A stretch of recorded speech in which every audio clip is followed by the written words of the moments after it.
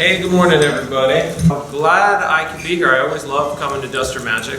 It's always just an honor and a privilege to be able to be here and chat with you folks because everyone here is doing such important work. So today I was going to talk about VR, and I don't know if I'm the best person to talk about it because I am a VR-aholic. So I've been doing VR a long time, and it's infected my brain for a long time, so it's hard for me to be impartial about it. I started back in the early 90s in grad school, and that quickly took me to a job at the Disney Virtual Reality Studio where I was the creative director for some time. I worked there for about 7 years. We made things like Disney Quest, which was Disney's virtual reality theme park, and we made a lot of the attractions for that. That place ran for about 19 years, and very sadly it is getting torn down as we speak after 19 years, but it will always live on in my heart. So, after I left Disney in 2002, I went to Carnegie Mellon University where I've been teaching the Building Virtual Worlds class for the last 14 years. I started teaching with Randy Pausch and then inherited it from him after he left the school. And in the process of that, the students have created approximately 1,000 virtual reality worlds, and so I've learned an awful lot during that experience. I have my own game studio, Schell Games, out of Pittsburgh. We're one of the larger independent game studios. We have about 105 people there in Pittsburgh, and so naturally, when VR started to come into the marketplace, I was excited because I've been doing it for a long time, and it took a little time to get the folks in the studio excited about it because they weren't quite as infected as I was, but gradually they started to come around, and about 80% of what we're doing is now virtual reality or augmented reality projects at the current time. So some of the ones that we've been working on, our big premiere one that any people may have heard of is kind of a comedy spy escape the room game called I Expect You to Die.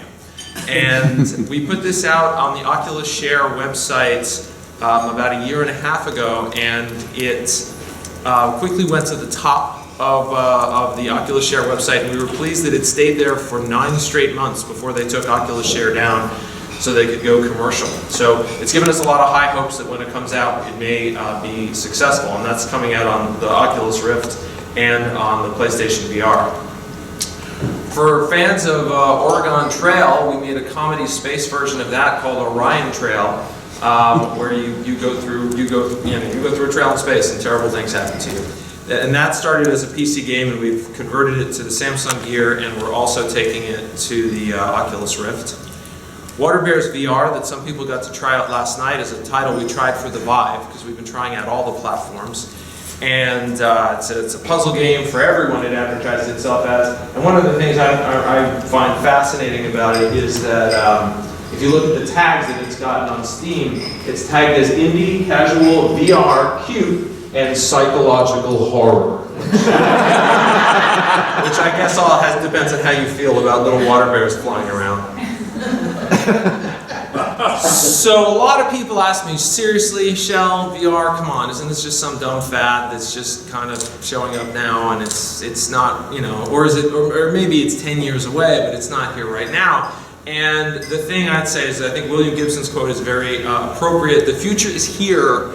It's just not evenly distributed yet because the systems are here, the content is here, which is most people don't know about it and haven't seen it. This Christmas is likely to be kind of a high water mark here where we're going to see a change. I think the PlayStation VR system is going to go into the homes and really affect the gamer market and get a lot of people trying and talking. And so I argue that 2016 is the year when virtual reality systems go into the retail space and never leave. They will be there persistently from here on out. They'll be in the Best Buy persistently. Actually, the Best Buys might go away, but the VR systems will still be there. And a lot of people say, you're nuts. We tried this back in the 90s, and it didn't work then. So why in the world would it work now? And the reason is the technology has improved a lot. It's crossed certain thresholds Whereas before it was awkward and hard to use and you could kind of get the idea of it, now we've crossed technological thresholds that really allow for this sense of presence, this sense of being in another place. That you don't have to try and imagine that you're in another place, that your brain and your body do it for you. Your brain and your body become convinced that you are somewhere else. And we see it quite often, and we saw a little bit of it last night certainly. What happens is the illusion is real enough that people intellectually know it's not real, but their body doesn't realize. So we'll often see, for example, in our Water Bears game, which is a puzzle-solving game, people are moving and building things, and then they'll get to a hard part where they have to think. And they'll think, and they'll think, and then there's a table in Water Bears, and people will like lean on the table. Oh, and it's not there, of course. It's not a real table, but their body and their mind sensed the table and wanted to lean, and they forgot. It's a very compelling illusion, and there's a lot of power in that. So just to give a sense of what some of these things are like, I know some people got to try it last night. Here's a little bit of somebody playing in the Water Bears game that we have. So let's see, what do we have in the menu? We got some bites we can use. Oh, look at me go. Let's give him some sweet, sweet lemonade. There you go. And now he's going to turn red. Yes, he is. Oh man, oh man. And he's going to hit the confetti bubble. Puzzle solved. Use portal to continue. Yes, yes, yes, yes. So one of the things we've found is that these interfaces can be very intuitive, but we do have to reinvent them all. Just like when we went from the PC to the iPad and we had to reinvent all of our UI because the old systems of like pull down menus and all that sort of thing didn't make sense anymore. We're finding the same thing here. Menus can know, options and things are no longer screen oriented, they want to be hands oriented. We put menus on the back of your wrists and things like that. A lot of people ask about motion sickness, and for the most part, we have largely been able to avoid motion sickness in the majority of cases. The key is a super fast frame rate, which is really hard. It means you have to hit 90 frames per second all the time. And these new technologies have fast refresh, and then you want to avoid virtual motion in the games that you play. That means you want games that involve me moving my real body around, not games that are about racing over hundreds of miles of landscape, because those have a tendency to make you kind of sick. So talking about the types of systems, I know a lot of people have seen the mobile VR systems, which are exemplified by Google Cardboard and Samsung Gear. The way I kind of divide these up is I often think of it as mobile VR systems and then VR with hands, because the hands are really, really, really powerful. The power isn't the ability to look around. Looking around is nice, that's a nice thing. But when you can actually reach out into a virtual world and touch and manipulate objects with your natural hands in a natural way, your brain and your body accept the illusion in a way that's much more powerful. The three systems in that regard are the HTC Vive, which is the most expensive, the Oculus Rift, which is somewhere in the middle, and the Sony PlayStation VR, which is the least expensive offering. And the big worry had been, what if this PlayStation VR is so crummy that people don't like it? This could poison the well for all of VR. Well, the thing came out about a month ago, and all of the reviews are very, very positive. The gamers seem to like it. People like the price. They consider it a good value. And so that's boding well for the entire medium. Now, you'll notice there's not much in the middle. We don't have a mobile VR system, that is a VR system with no wires, that also has hand tracking, because so far the phones aren't capable of that. But we do have one that's coming out, the Google Daydream, or as they're calling it, the Daydream View now, I guess is the name, just came out, works with the new Google Pixel phone, and it has a modest hand control. But we're going to see a lot more of these. I keep thinking this year right now is a lot like things were in the late 70s. If people can, I know there are people here who can remember those things. And when home computers appeared around 1978, we had things like the Atari 800, which cost something like $2,000, and the Apple II, which cost something like $3,000. And they were powerful experiences that we hadn't seen before, particularly in the home. And people said, oh, Look, it's thousands of dollars in the 1970s. Who could afford this? This will never be something that catches on. But of course, a few years later, the price comes down. And of course, we have the Commodore 64. And of course, and of course, and of course. But not before this massive explosion of all these weird attempts. And we're about to see that with VR. We're about to see this big explosion where there will, at CES next year, there'll probably be 20 or 30 different headsets. And we'll see what wins out. Now, a lot of people say, well, that's great. That's great for games and entertainment. Does it really have anything to do with education? I found this survey kind of interesting. It was a survey this Greenlight VR group did about people who are thinking of getting a VR system. What do you intend to use it for? And you'll notice that education is higher on the list than gaming is. Now, whether that will prove out in the market is questionable, but the fact that people's intentions and excitement is more towards education, and in fact, you look at the very top, travel, tourism, and adventure. I would argue that's mostly, we're talking about kind of documentary type experiences, which I would argue fit into the education space. So I think there is going to be a lot of interest and demand for a VR to be used in educational ways. And if that's true, then you have a question of like, well, what subjects are going to make sense to use VR for? And I think there's a number of them that are worth thinking about. One of them is certainly anything involving geography, because VR is very good at putting you in a place. It's one thing for me to tell you about Paris being the capital of France. It's another thing for me to give you a tour where you get to visit the sites and stand at the top of the Eiffel Tower and look around and see what these places are and see the people who live there. So anything that involves social studies or geography, I think, is a lot of power. I think certainly historical subjects are going to have a lot of power. It's a little more expensive to create these simulations, but for me to tell you about events is fine, but for you to actually go and see them and be there and live them and see what things were really like, to put you in ancient Rome, to put you in places where meaningful things happen, is going to give a whole new meaning and context to the power of history. Now those things are very concrete. Does it make sense for abstract subjects? I think in a lot of ways it can make more sense, because the challenge of abstract topics like mathematics is very often that they're hard for people to think about.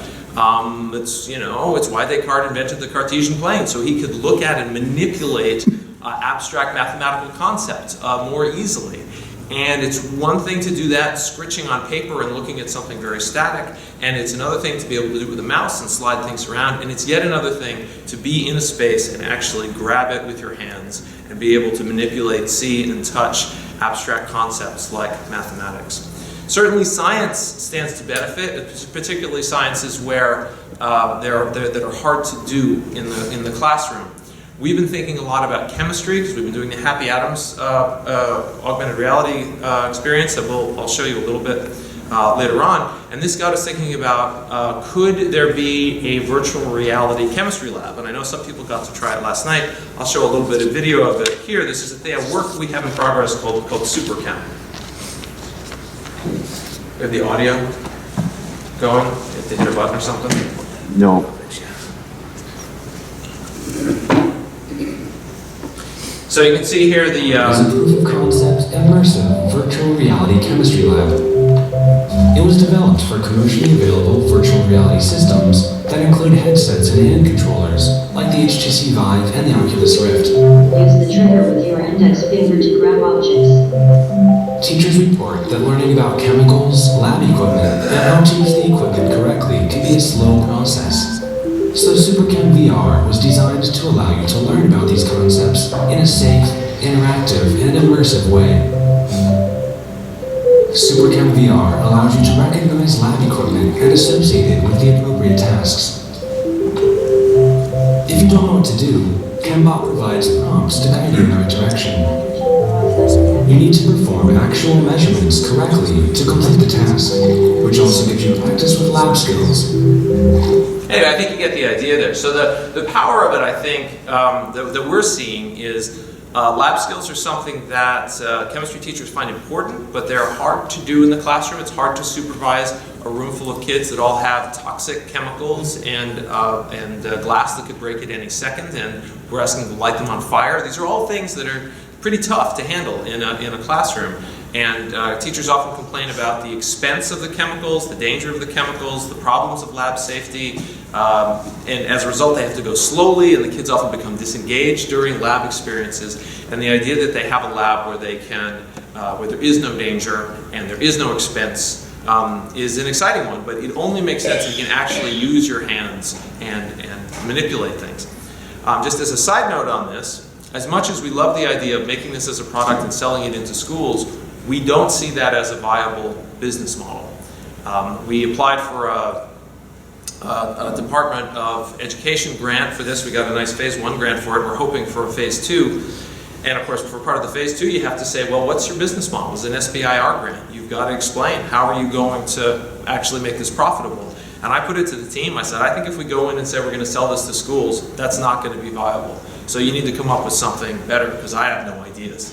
And they came back and said, you know, we have an idea. We're wondering, what if we do this kind of like Kerbal Space Program, which has been a success in schools and a success in the commercial space. What if we make this something that has valid lab content for schools that's good and useful, but we also make an adventure game set on an abandoned space station where the way you're going to solve your problems is by doing real chemistry. You need glue, and so you're going to make an adhesive. You need light, so you're going to make a luminescent reaction. You need acids. You need all kinds of things. And so that's the plan as it stands right now. We're going to see if that works. This is what we did with our Water Bears game. We did it as a systems thinking educational game as well as a marketplace game. And we'll see if the same technique works here. There's one more category of games that I think can be powerful for VR, and I think that is the notion of persuasive documentary. So I'm going to show you a video here of a game that some of my students at Carnegie Mellon made. This was an experience that is designed to sort of get people to think about some of the problems associated with police brutality. Stay still, stay still. Why are you doing this? You cannot do this thing. What do you think they're doing?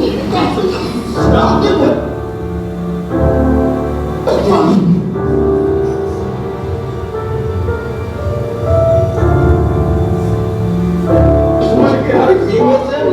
Stop. How do you know this guy? Is he with you? Yeah, he was just standing here. Hands up now. Wait.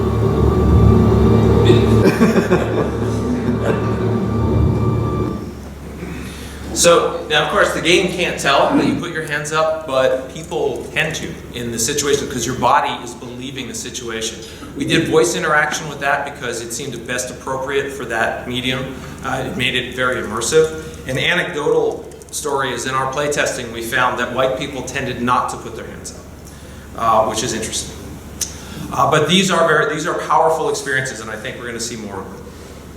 Now, I know a lot of people are saying, well, wait a minute, what about augmented reality? That's the one I care about. A lot of people say I'm creeped out by going into this thing. I can't see what's going on. I can't see who's around me. And isn't augmented reality just around the corner? And there's a few kinds. You've got things like the Google Tango, which is coming out, which sort of lets you hold your phone and sort of really see a nice overlay of things. We've had Pokemon Go, which is a sort of a fantasy pretend augmented reality system that you can do all kinds of weird things with. And so a lot of people will say, wow, I can't wait for these goggles and everything will just, I'll overlay things in the real world and that'll be perfect and that's what I want. The problem is there's a lot of technical hurdles before we get to something really solid there. So I look at that stuff and say, for that to be really meaningful, it's going to be at least probably 5 years away, but people are trying to take all kinds of interesting shortcuts. In the meantime, there are all kinds of ways you can use modern platforms for augmented reality. Melanie showed the Mow the Monster game last night, where you draw a picture with a real pen and the camera integrates it into the world. I look at that as sort of an early kind of augmented reality. And similarly, this Happy Atoms project, which I first showed the research of anywhere publicly, was here, like probably 4 or 5 years ago. Here's the thing we're thinking of doing. And I'm very excited that we have finally gotten this thing done and are taking it to market, and it's going to come out the end of this month. I'll show you a quick demo right here. We all know that the app market in general, boy, it's tough. And it's getting tougher and tougher to just go out there with your app and say, this is what I'm going to have. So we've been looking more and more at things that kind of cross boundaries and go outside the box, and I think there's some appetite for that. And so the way the Happy Atoms thing works is we made this set of atoms that connect together. So we have these different atoms. We made, I think we have 17 different ones from the periodic table, and we used magnets and rubber pieces in order to represent how they really connect together. And so, you know, I've got some oxygens and I've got some hydrogens here. And of course, everybody knows, you know, two hydrogens and an oxygen. And you can quite intuitively tell that you've made a valid molecule when you've made something. But not a lot of us know if I take a second oxygen and snap it in here and then put the other hydrogen on, the kids can quickly tell this is a valid molecule. But the problem is they don't know what it is. And of course, we've had ball and stick chemistry sets for years that let you build any crazy thing like Tinker Toys that nature doesn't allow. And we tried to make these so that you can tell what nature does and doesn't allow. But of course, you build this and so what? I don't know what it is. And you might go ask your teacher and they might know and they might not know. So what we did is we let the technology come in here. So if we put this down on the table here, and then I take out the camera, got the app up there? Right, so then we take out our scanner. Let me just position it so we can see it well. And we snap a picture of it. There you go. And so then it has this kind of tap to show, to say where are the atoms, and you say there are the atoms. And then it does its precision scan. And it says, hey, see what those are? There they are. And then you ask it to, you turn on your molecular synthesizer. And there you go. It's figured out what you've made. And you can go down into the land of discovery here, the world of molecules as we call it, where we've grouped the actual molecules into kind of functional groups. And it turns out we made hydrogen peroxide. And you can go and learn all about the nature of hydrogen peroxide. And you can kind of check out the structure, and you can kind of see, you know, that it's got a single bonds and what atoms it has. And one thing we like is a feature that lets you see understand where the name comes from and what does the name mean. And one of the things that kids love are like what is hazardous or toxic about this. And then real world information like Warren always talks about. We really tried to follow that. What is hydrogen peroxide for? And it's used as hair bleach. And that it used to be used for disinfecting wounds. A lot of people still think it should be, but doctors think you shouldn't because it actually slows the healing process. So the nice thing about this is we're able to actually have thousands of different molecules in here. We have high quality information of about 150, and then lesser information of about 17,000. And we've been really pleased at how engaging kids find this. And more, I think this boundary crossing between physical product and virtual through augmented reality is not only more engaging than simply a toy or simply an app, but it's also a better business model. Because we're going to sell these kits. We have a high-end kit and a low-end kit, and they sell for $50 and $150, which is normal in the science kit market. We'll see how it actually does. But I'm excited about it for a number of reasons. Now, a lot of people say, hey, wow, I really want these goggles. So a lot of people have, you know, they aren't going to have the goggles. Isn't the HoloLens already here? And you can see for people who don't know the HoloLens, here it is.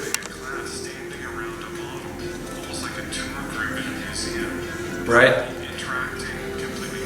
So they've made kind of early videos to sort of show this. This technology is here now. It's really expensive. It's $3,000. And the problem with it is you can only render out a little square about this big.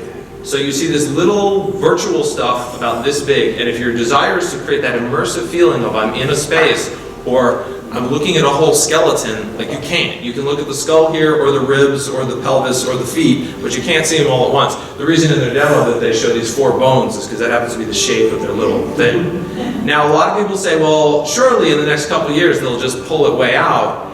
And a lot of people say that, but I've been waiting for that to happen for 25 years, and I watched it go from here to here. And so I don't know what's going to happen with that. But I know people are going to be trying creative solutions to that. So just to kind of wrap it up here, I'm excited about VR. I think VR, educational VR has a lot of possibility, but it's not going to happen overnight. And let me tell you why. The technology is very, very new. This stuff is really new, and it's going to keep changing, and it's going to be hard for schools to even pick what to buy, and for parents to pick what to buy because it's so new. Second, what system should I buy? There's going to be so many. People are going to have a hard time choosing. The technology right now is very fragile. If you're thinking about it for school environments, it's not really going to be ready for school environments because we all know how those work.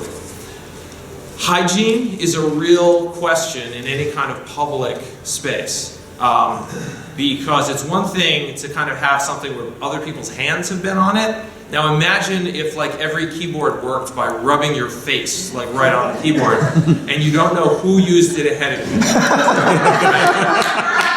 And that's exactly, there's a lot of rumors going around about the possibility, can ocular herpes be spread through these things, which is a terrible, terrible, I don't know if it's true, but it's scary. You know, like we have things to work out regarding shared systems. And then finally, schools are just slow to adopt new things. We know this. This is how schools go. They're conservative for good reasons. And so I don't think we have to worry about VR taking over the schools overnight, but I think we are going to see some exciting breakthroughs bit by bit by bit, which makes me excited for the next decade or two as people start to figure it out. Right now, almost all these systems, the manufacturers say, yeah, 13 and up, we don't quite know about using them with kids. They partly because they haven't tested it, partly because they're scared, what if something does go wrong? Also, partly kids' heads are smaller, which is a pain. Kids' eyes are different distances apart, which is a pain, so they're kind of leaving kids out of the equation for right now. However, kids love this. Kids like it the best. Kids like it more than adults because this is a tool of imagination. And as adults, our imaginations are withered and sad. But kids have live, vibrant imaginations, and you give them this tool of the imagination and they fall in love with it. We talk about augmented reality a lot, but I like to remember we're not really just augmenting reality. So there's me and there's reality out there. And there's something in between me and reality, which is imagination. What goes on in our minds affects the way we see the world. We know this. And so I don't think of it as we're augmenting reality. I think of it as an augmentation on our imagination. It gives our imagination tools to become stronger and to see things differently. And that's what's exciting about this. This gives us the ability to see things differently. I very much look forward to the apps that will allow us to see the world through the eyes of others. If you can imagine how these people see the world and how they surely saw it differently than we do, and the idea that we can give that power to children to let them see the world through these powerful points of view, I find very exciting. I often think of something that happened to me. I was visiting a friend's house, and they were showing me, they redid their kitchen, and they said, check it out, I've got this new stainless steel refrigerator. And I said, wow, stainless steel refrigerator, it's pretty cool, do you like it? And he's like, yeah, but you can't put magnets on it anymore. And I said, you know, that always bothered me. Stainless steel is steel. How is it not magnetic? That doesn't make any sense. How is there steel that isn't magnetic? And he said, yeah, I really don't know. And his 10-year-old son was standing there listening to us, and his son pulled out the phone, and bip, bip, boop, boop, boop. And he says, stainless steel has nickel mixed into it, which creates a crystalline structure that eliminates the ability for magnetism to happen. And I looked at him, I said, is it amazing to you that you have all of the intelligence and wisdom of the world, like in your pocket all the time, or do you think that's totally normal? And he looked at me, shook his head, he said, was it hard to live in the age of ignorance? And at first I was mad, but then I'm like, yeah, you know what, it was hard. It was really hard. We walked around not knowing what was going on all the time. And that's the thing to think about these technologies, because the way I think of it, the internet let us think with other people's memories, and these new technologies will let us see with other people's eyes. And there's a lot of power in that. Thanks very much.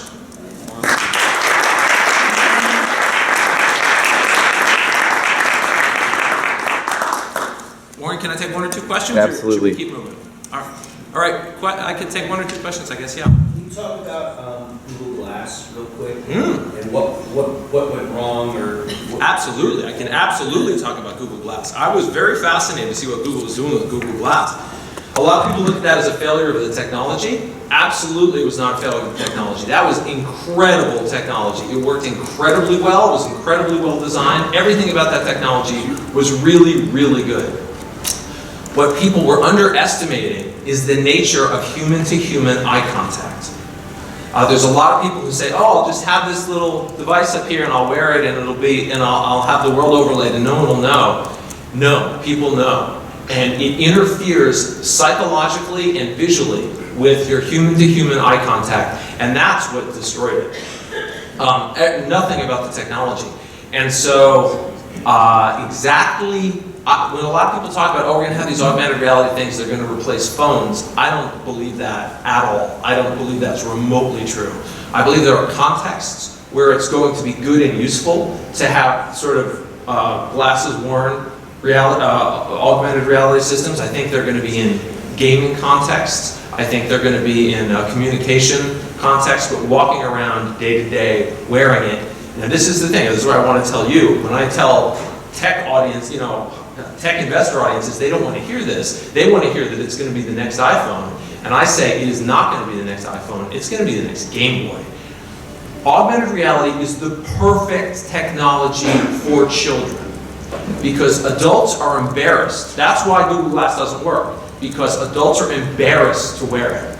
Children will not be embarrassed to run around in the front yard playing kickball with Pikachu. They're going to think that's amazing. Adults will be ashamed to run around in the front yard playing kickball with Pikachu. They're going to think it's weird and bad. But kids are going to love it. But everyone is ignoring the kids' audience for this. But somebody is going to step up, figure out augmented reality for children, and they're going to become billionaires. Other questions? Justin? Yeah. I'm really interested in, I read an article the other day about using VR for therapeutic, Yes. applications, nursing homes, elderly, things like that, people in pain. Yes. I just wonder if you have any thoughts on this, because it's fascinating to me that this could be a real application to make people feel better. Yeah, certainly. I mean, certainly when we're talking about pain and dealing with pain, there's a reason there's televisions in every hospital room. It's because they know it works. They know that the distraction of the television is to help you kind of get through things. And we've seen plenty of evidence that video games work even better for distracting people from pain and suffering. So you've got that distraction question. But then you've got other kinds of therapy, right? You certainly, they're already, I mean, for years, people have been using virtual reality immersion therapy for overcoming phobias, for dealing with difficult situations. We're going to see a lot of power there. And then people talk about nursing homes. One of the problems in nursing homes is it's kind of a tedious place to be. And this notion that you could kind of have virtual tourism and visit places and wake up your mind with that is certainly very powerful. But the most powerful and important use of virtual reality is going to be home movies. That's the one that's going to mean the most to us emotionally, because it's one thing to look at a snapshot of baby's first steps, and it's even better to look at a TV of baby's first steps, and it's something else again to return to the living room when it happens and to actually be there and experience it all happening around you again, to return to the past and be able to actually do that. Right now, when you take a poll and ask people what is your most valuable possession, they talk about their photos and their photo albums. 10 years from now, without a doubt, people's most valuable possession is going to be the virtual reality home movies that they made. Okay, I don't want to run us out of schedule. Should we jump off here? All right. No, keep going. All right, Warren. All right. Yeah. I was kind of curious that you were talking about, the concept of the virtual goggles where you're kind of experiencing it by yourself. Yeah. But how to stay connected to others and have that experience. Like, what do you envision that looking like? Because as we were talking, a couple of us were talking last night, like watching people individually play with these goggles and not understanding that people were around them. Yeah. And how do you envision that happening, where we'll be able to have that experience, maybe not with the goggles individually, or some way where we can, like my kids and I can be together and really feel together and have that eye contact? Yeah, no, these are great questions, and there's a lot of things to be worked out. One of the strengths and weaknesses of virtual reality as it stands right now is it's sort of isolating. And some people say, oh, that's terrible, it's isolating. I'm like, yeah, like reading, right? Like reading is isolating. It's not like, hey, let's all of us start reading together. No, I want to go off by myself and read most of the time, and that's kind of fine. It's fine to have some things that are private. But there are things you don't want to be private. You want them to be more public. And there are going to be a lot of solutions for that. The PSVR, the Sony PlayStation VR, has already taken a step in that direction because they allow their system to render into the goggles and to the TV at the same time. So they've created games where one person wears the headset, it's kind of like tag you're it, and you put that on, and then everybody else has game controllers and they're playing on the screen. So you can have a nice connected experience that way. Certainly, one of the most powerful VR experiences is going to be networked socialization, because I can actually make eye contact with your virtual avatar, see your gestures, and get so much more of your humanity, more than we've ever had in any digital experience in the past. So the ability to connect to other people who are far away is going to be stronger. But then this question of person to person and in the same room, and how should we do that? And there are a lot of experiments going on. The Vive already has a camera on the outside that you can put it into a mode where you can kind of take a quick glimpse of like what's actually happening out there, or it can blend in imagery from the real world into the virtual world. Oculus's vision very much is a blended version of these, where we're taking live video from the real world, merging it into my virtual world, maybe even making on the fly a live 3D version of the people walking around me, and either selectively bringing them in or out as necessary. So everybody gets this, that the socialization parts of it are a big challenge, and lots of people are tackling it, and I think we're going to see a lot of solutions. Yeah, because I could see going to the March on Washington with my kids. Yeah. And that being there with all those people, Yep. and being there together is mind-blowing. Yes, and these are things that we have to figure out. Thanks, everybody. If anybody wants to, please feel free to contact me if it's useful. Thank you, sir. Give Jesse a